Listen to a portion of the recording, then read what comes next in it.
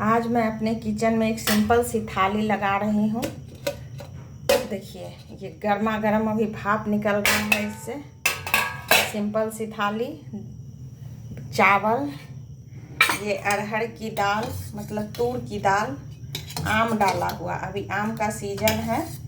आम डालकर दाल बनाइए, बहुत टेस्टी लगता है।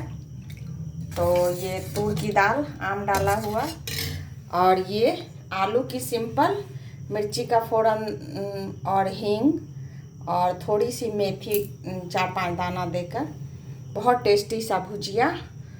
तो चलिए हम अपना थाली आज लगाते हैं। गर्मा गर्म चावल,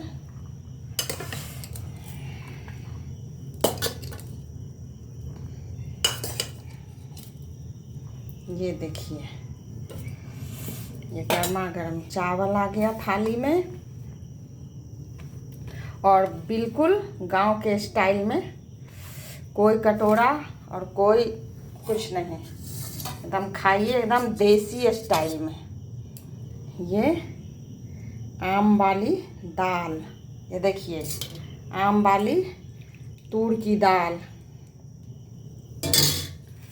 और ये प्याज,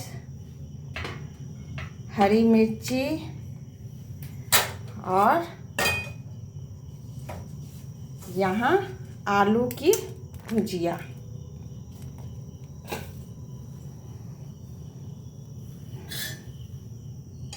तो देखिए हमारा थाली अब लग गया। खूब सारा आलू का भुजिया, ढेर सारा आलू का भुजिया, गर्मा गर्म एकदम।